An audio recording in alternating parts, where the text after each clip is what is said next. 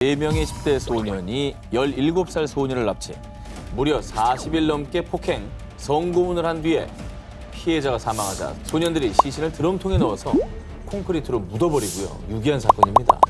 너무나도 잔혹한 범행. 2018년 8월 일본 사이타마현에서 주차 시비로 이웃 간의 다툼이 벌어졌습니다. 그런데 흥분한 한 남성이 이웃 주민의 목을 흉기로 찌르는 사건이 발생. 그 남성은 살인 미수 혐의로 즉각 체포됐습니다. 야, 정말 주차 문제로 싸우다가 저렇게까지 갑니까? 주차 시비, 층간소음 시비 장난 아니에요. 그렇다고 할지라도 사람 목을 그냥 찔러버리네. 그러니까. 그런데 말입니다.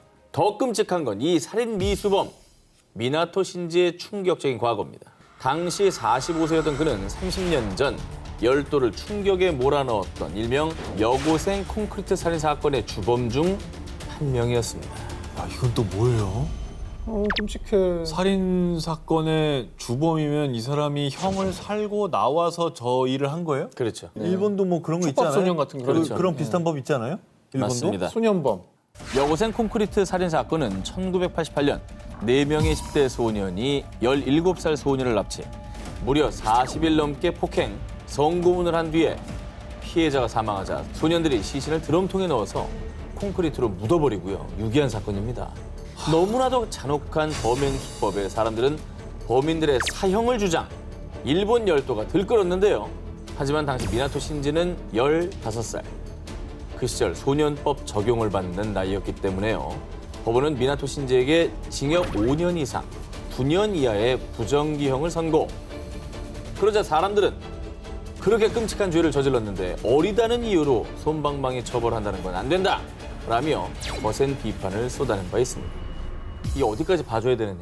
그러니까 아직 어리니까 아직 판단의 기준이 정확하지 않고 그렇기 때문에 조금 교화의 가능성을 믿고 덜 법을 이제 적용하는 거잖아요. 근데 그래서 그걸- 이제 촉법소년이라는 제도를 만든 건데. 근데 문제는 이걸 알고 이용하고 악용하는 사람이 있다는 거죠. 그렇죠.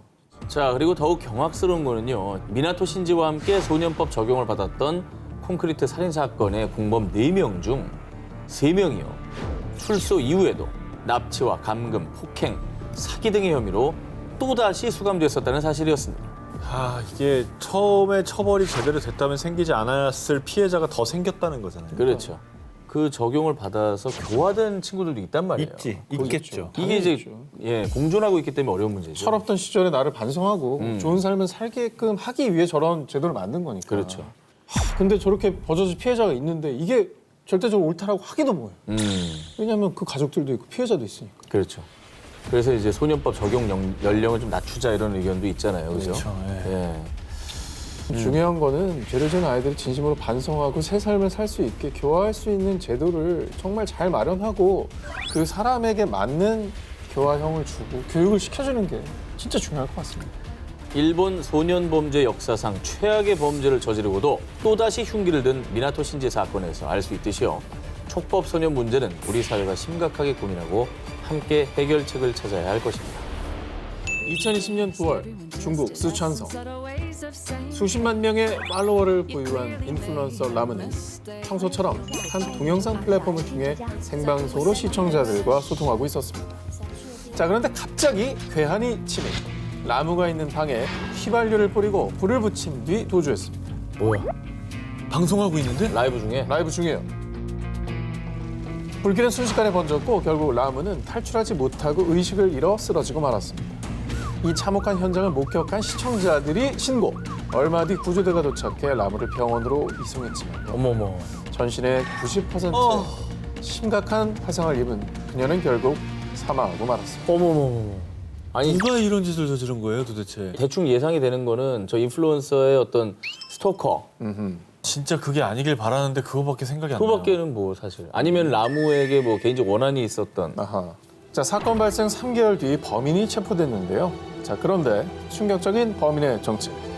그녀를 죽음으로 몰고 간 괴한은 바로 라무의 전 남편 탕루였습니다. 원차는 이혼을 한 뒤에 뭐 앙금이 남아서 복수를 한 걸까요? 또 라이브로 이렇게 행복하게 막 잘 사는 모습에 분노 범죄? 자, 대체 왜 이런 짓을 벌인 걸까?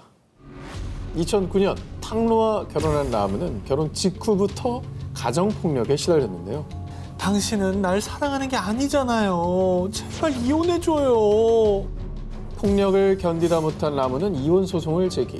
2020년 6월 겨우 탕루와 이혼할 수 있었습니다.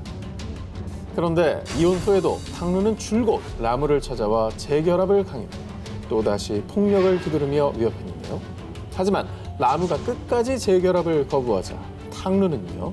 다른 남자한테 웃어주지 말랬지. 다 죽여버리겠어.